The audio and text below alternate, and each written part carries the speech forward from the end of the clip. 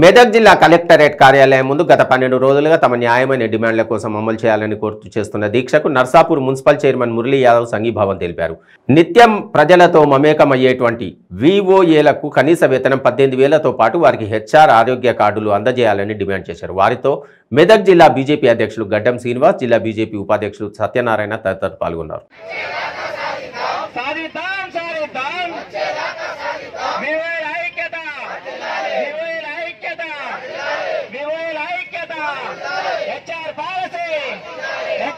పరిస్థితులలో ఇవాళ ఉంది. మనం అందరం కూడా అర్థం చేసుకోవాలి. ఇవాళ మనిషి ఒక హాస్పిటల్ పోతే ఎన్ని డబ్బులు ఖర్చు అవుతున్నాయి. ఇవాళ ఒక మనిషి భోజనం చేయాలంటే ఆ 3,000. ఇప్పుడే మా సోదరులు చెప్పారు, ఏం డ్యూటీ చేస్తున్నా అంటే విఓ డ్యూటీ అంటే ఆయనకు పిల్లనిచ్చే పరిస్థితి కూడా లేదు. తెలంగాణ వస్తే బంగారు తెలంగాణ అవుతుంది. ఒక మనిషి మీద ఇవాళ 2,20,000 రూపాయలు చేసిన అప్పు కేసీఆర్ గారు ఈ రాష్ట్రం నుంచే, ఈ జిల్లా నుంచే ముఖ్యమంత్రి ఉన్నాడు, ఈ జిల్లా నుంచే ముఖ్యమైన మంత్రి ఉన్నాడు. ఈ వేదిక ద్వారా అడుగుతున్నాం, మీ ప్రభుత్వం వచ్చిన తర్వాత ఎవరికి న్యాయం జరిగింది, ఏ కమ్యూనిటీకి న్యాయం జరిగింది? కనీసం ఊర్లో పనిచేసే వాళ్ళకి కూటరాయి అన్నాడు, ఏటరాయి తీసాట.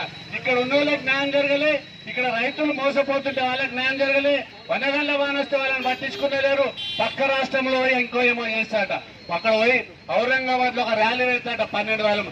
మన రాష్ట్రంలో దోసుకున్న డబ్బులన్నీ తీసుకొని పక్క రాష్ట్రాలలో ఖర్చు పెడుతుడు. సోదరులను మనం అందరం కూడా గమనించాలి.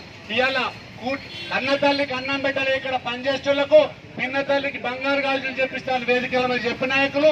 ఇక్కడ ఉన్న వాళ్ళకి ఇవాళ ఏం చేయకుండా పక్క రాష్ట్రంలో ఏం చేస్తామని కేసీఆర్ ను బీఆర్ఎస్ ప్రభుత్వం ప్రశ్నించాల్సిన బాధ్యత ప్రతి ఒక్కరి మీద ఉందని చెప్పుకోవాలి. కనీసం రైతులను ఆదుకోలే, విఓఏలను ఆదుకోలే, ఎవరిని విద్యార్థులను ఆదుకోలే, ప్యాకేజీలు పెట్టుకొని లీకేజీలు చేస్తున్న ప్రభుత్వం ఇవాళ ఎవరికి న్యాయం చేసిందని అడగాలి.